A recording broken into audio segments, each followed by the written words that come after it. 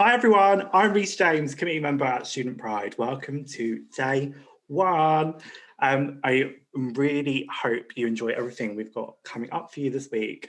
But right now, keeping with the theme of mental health today, I'm sitting down and having a conversation with the stunning, the super talented Drag Race UK Season 2 star, Cherry Valentine. Hello, darling. How are you? I'm well, thank you. Apart from having a giant egg on my head. Oh my God. Love it. Let's hope it doesn't fall off. How have you been coping and dealing with working on the front lines during this pandemic? That is a loaded question. Sorry, I like to go straight in there with the big guns. Do you know what? It's been an absolute roller coaster. There's been ups, there's been downs, there's been horrendous days, and there's been absolutely incredible days. And it's been an experience that has absolutely changed my life. And that's no word of an exaggeration either. It really has. Was it even more of a struggle going through that and Drag Race at the same time? I mean, yeah, like usually I would just have had one or the other to stress about. I mean, I kept working as a nurse right up until literally like the week before we started filming for Drag Race. And obviously you only get like 3-4 weeks to do your outfits. So I was working like full time and trying to like do all my outfits for Drag Race. And I'm one of them people who don't really trust anyone else to do anything for them, really. So I was doing everything, absolutely everything in my spare room. I mean, I know that I've struggled just through the pandemic, not on the front line, and obviously not a Drag Race. So I can't imagine like how wild. It was stressful, but that was obviously pre-pandemic when we first went to Drag Race. Yeah. We stopped filming, and then I was sat at home thinking, I'm gonna have to do something. I can't just sit at home. I'm literally a registered nurse. So I went back into nursing, threw myself in, and it was such a different experience than it was pre-Drag Race. And what a break as well. Yeah. 7 months, like, I bet you were like, oh my Christ. Yeah, because obviously I had this secret looming over me, and everyone was like, there was this people in nursing, like some of the nurses love Drag Race and are obsessed with it wherever I go. And it always comes up in conversation when you like come out as like a queer person, like, oh, do you know Drag Race? And I'm like, yeah, it's amazing, I love it. Meanwhile, in the back of my head thinking, I'm on that show and it's coming out soon. Bless you. What made you want to get involved in mental health? Well, my mental health journey has been a really, really long one. Ever since I was like really, really young, I always remember feeling very different from everyone. And growing up in a gypsy community, I never really had the opportunity to talk about my mental health. It wasn't something that we spoke about openly, especially being male. It was just literally a no-go. Like, you don't show emotion. So it was always something that I was really curious about. Through school, I think some of the teachers like felt that I was struggling, so they asked me to speak to a counsellor, and that was my first experience, I think, of dealing with someone who like could talk about mental health openly. I didn't talk; I just sat there and cried for the whole hour because it was so weird. People asking me questions about my emotions and my feelings, because even my friends, we didn't talk about stuff like that. Which you don't really tend to when you're younger. Never used to. So that was my first experience. And then I always wanted to do something with my education. I didn't know what that would look like because no one really from my family went down that route. It was always the men would go and take over from the dad's business. The women would get pulled out of school and go and stay at home and be a housewife and all this stuff that was really not what I had in mind for my life. So I just took the dive and said to my mum, like, I really want to do my education. Obviously their first thought was, if you're going to do it, you're going to become a doctor. And I was like, yeah, okay, I'll be a doctor. So I was at college studying like psychology and science alongside textiles and fine art, but they didn't know about that. So it was sort of like a double thing because I was always interested in art and fashion and everything as well. So I didn't know where I wanted to go still. And it came to the end of college and my tutor said to me, what do you want to do? Where do you want to go with university? And I was like, I have absolutely no idea. What can I do with what I've got? And she's like, well, you can do absolutely anything. You can go down the art route or you can go down the like medicine route with psychology. And that's when it really hit me. I was like, this is a crossroads in my life that I need to make a decision. Mm. And I was still in a place where I wasn't fully out with my family. So I was like, I'm going to do something in medicine or mental health because psychology. And she was like, what about nursing? So I was like, yeah, absolutely. I researched it and it sounded incredible. And I thought you can still be creative and you can still do what you want as a nurse. And then I went to university and studied mental health nursing and I absolutely fell in love with it. Like it's one of the most rewarding careers that I've ever heard of or ever experienced. I've just met so many different people from all different walks of life and had conversations with people that I would have never had conversations with before. And yeah, that was my journey into mental health, I guess. And then I qualified in 2015 and I've just worked in it ever since. I think that's the thing with university, isn't it? Like, you get to meet so many different people. Mm-hmm. And it's like, I think I've had this conversation. We've got a podcast, the tea with NSP, and we had this conversation with Lorraine Kelly about it. And she was saying that university is more really about the social skills that you build by meeting all these people. Without a doubt, definitely. I mean, even studying mental health nursing, it was an intense course, but I don't even feel like I really learned anything about the job until I finished university. University was more about exactly that, just making those connections, like fending for yourself a little bit in the real world as well. Because for a lot of people as well, it's like their first time away from home as well, and living that like their true self and stuff.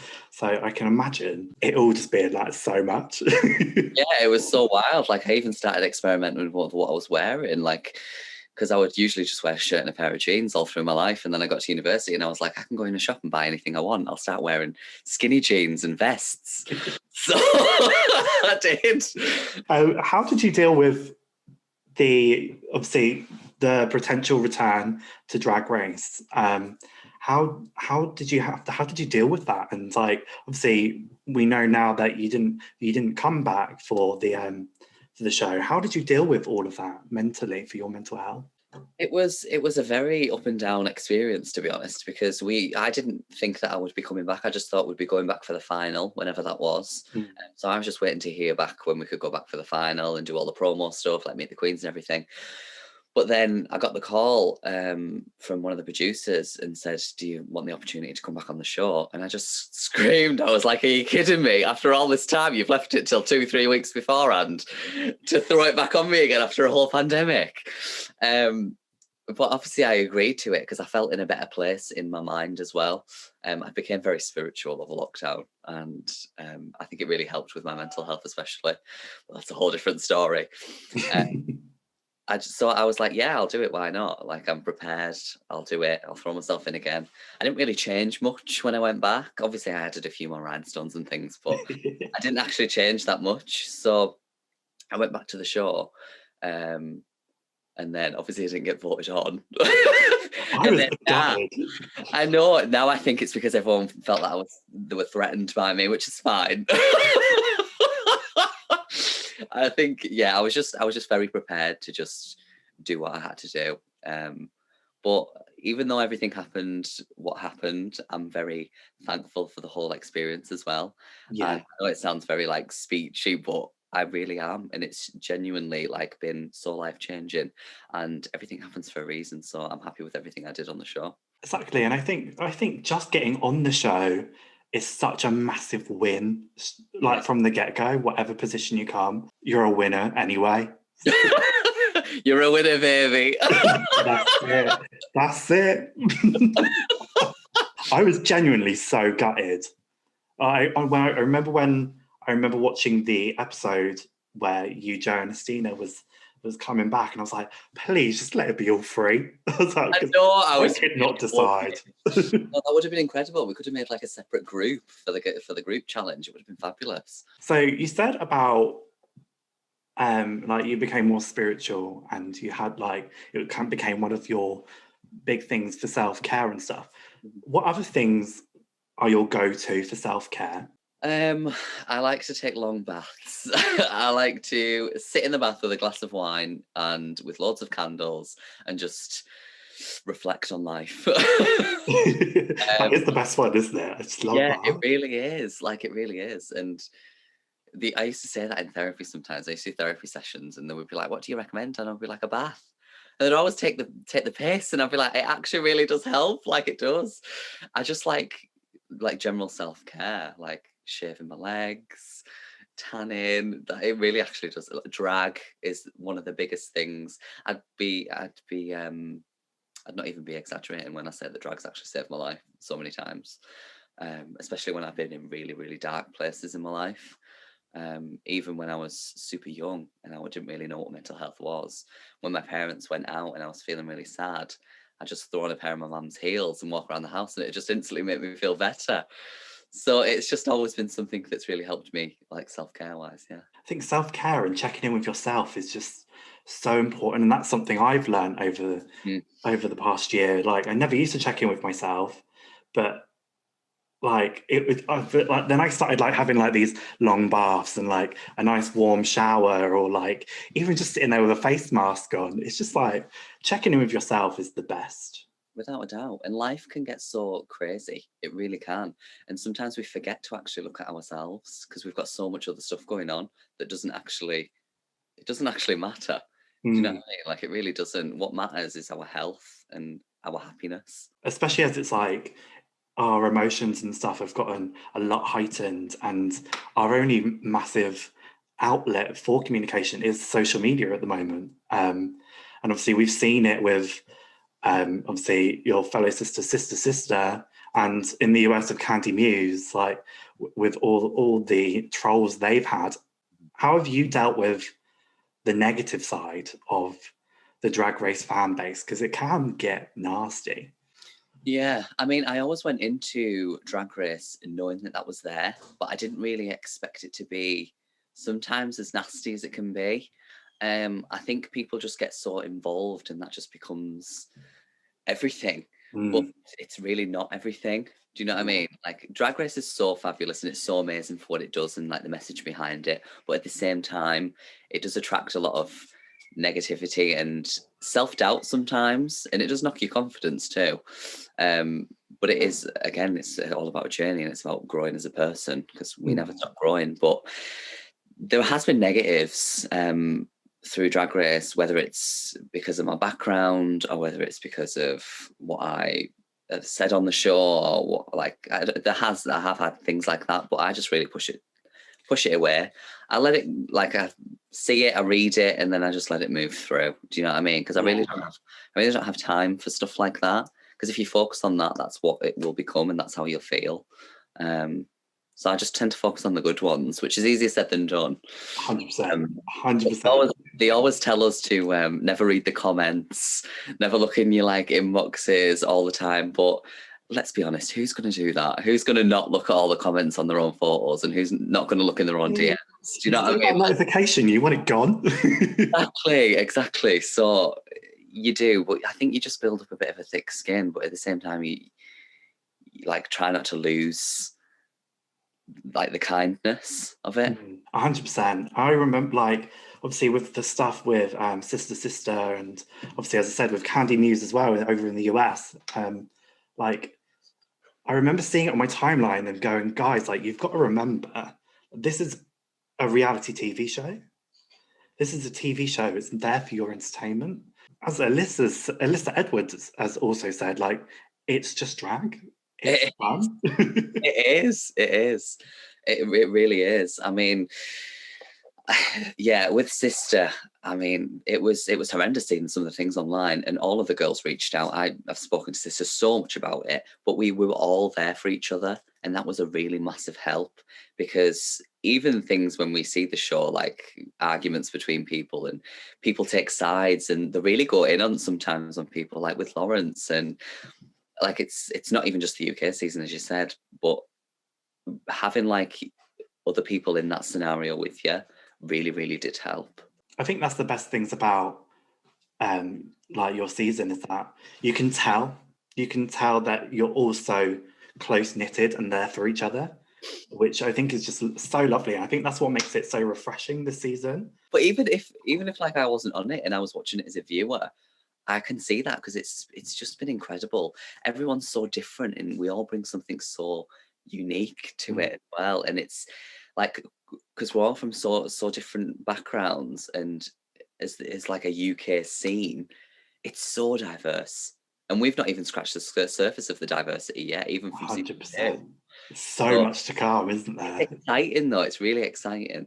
It's brilliant. And like the representation for this year as well. I think Yeah. like I personally I can't think of anyone else from a traveller background. And we had non-binary representation as well, which again that never really happens on Drag Race. So like it's been such, I think, a pivotal season for change. And it can only change more. That's the Yeah. thing. Like, it can never go back, because we won't allow it to, but it can't. Do you know what I mean? Like, it always has to move forwards. And we've got Mick as well.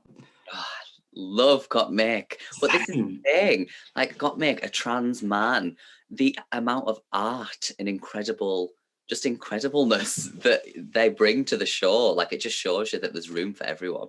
What have you personally learned in this past year? I have learned, like a lot of people, to, like we said before, check on myself, because life was so crazy and I really didn't do that. And like, I've become a lot more spiritual. I used to tell people about things like mindfulness all the time, but I actually do practice it now, and it really does work. Just like grounding and not letting yourself feel the stresses, because when you stress about something, what does it really achieve? It just makes you more stressed. Literally. So it doesn't change anything. It doesn't change the situation at all. But again, it's easier said than done. It just takes a lot of practice. Like my thing at the moment and this year is like meditating and just being there just before bed helps you sleep. I'm just so like fantastic. It really does. It really does. It's all the positive vibes as well. Yeah, I was just going to say, positive vibes and energy. It really does. And people sometimes look at me when I talk about energy and they're like, oh God. But it actually is. It's so true. When you're in someone's presence, you can really feel their energy. And I am so big on like things like positive affirmations as well. Put it out into the world and you'll receive it. Do you know what I mean?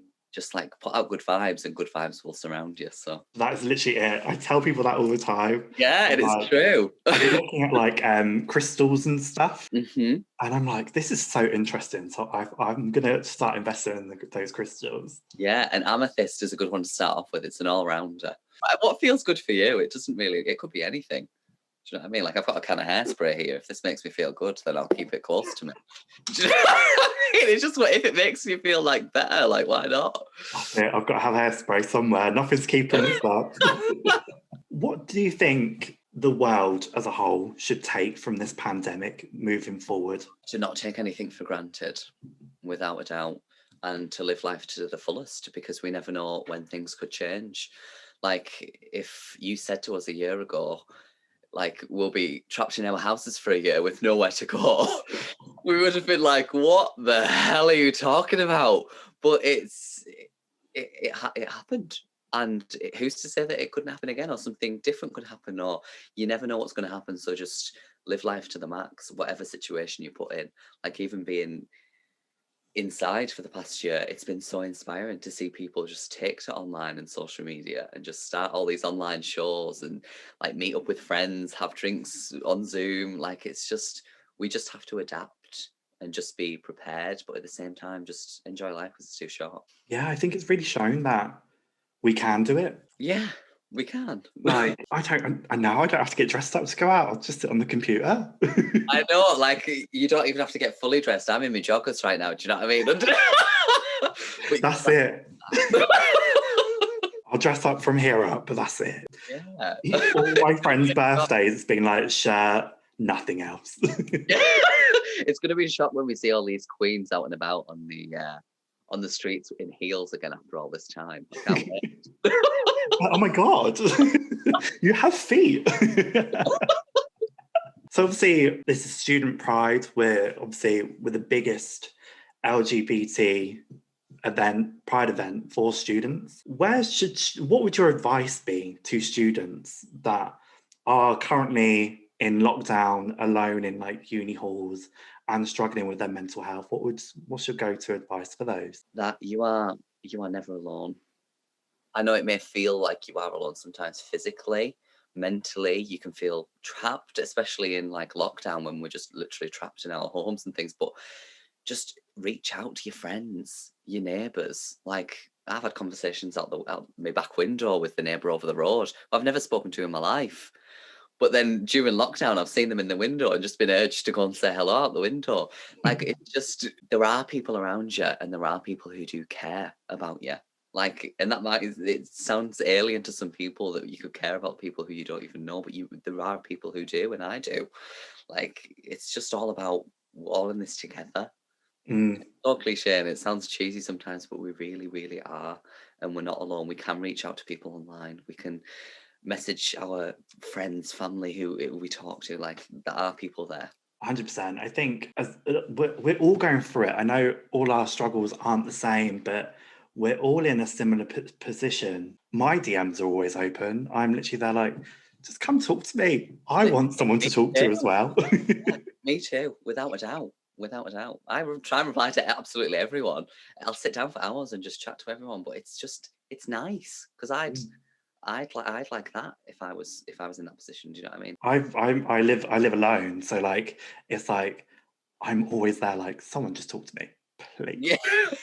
Yeah, yeah. There's only so many things I can watch on Netflix, like just chat. I know, literally.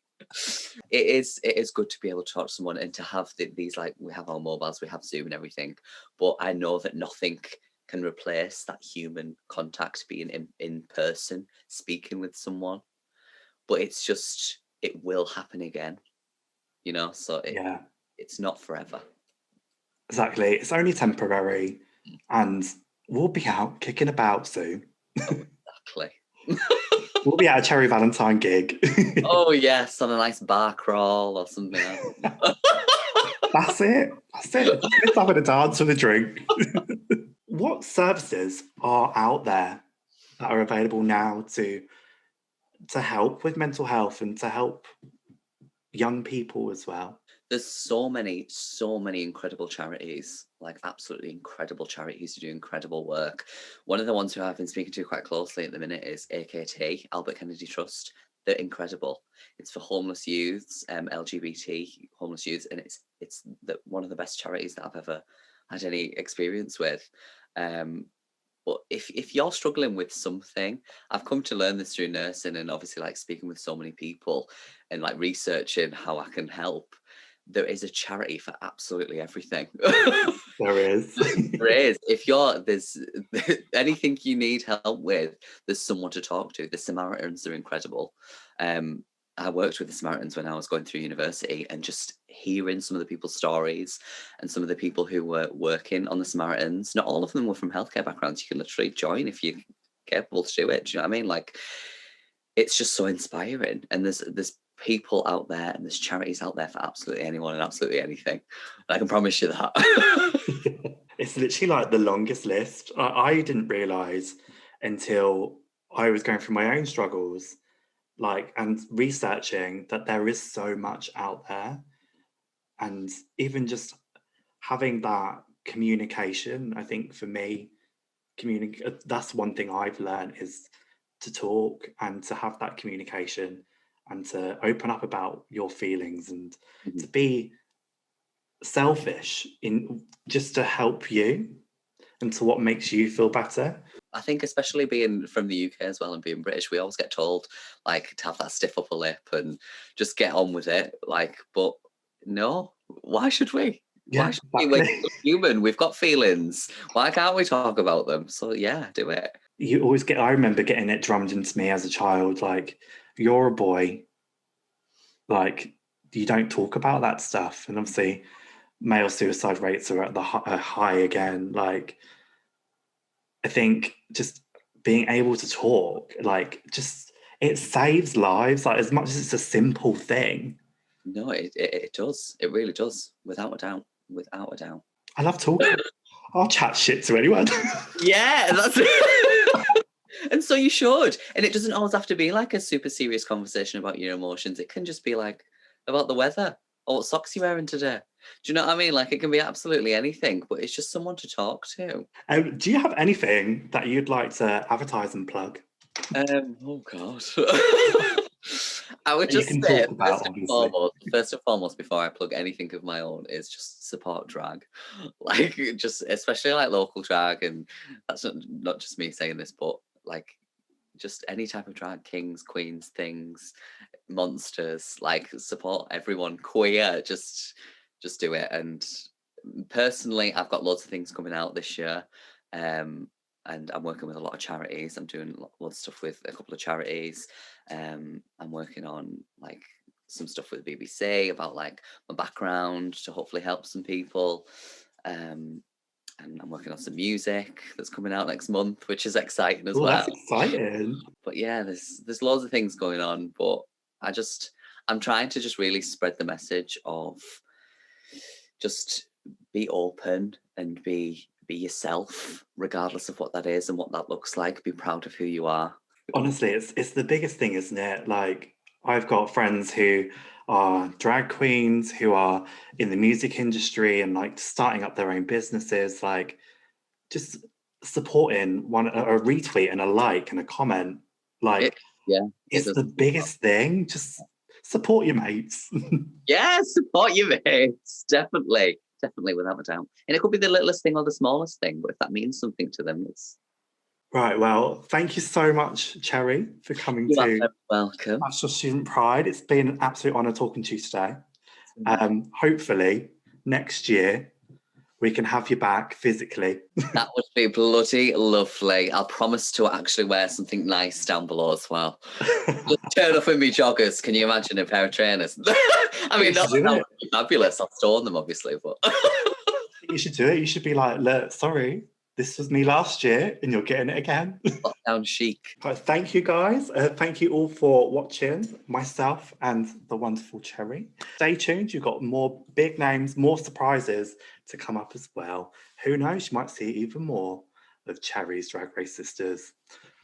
We'll see you soon. Bye.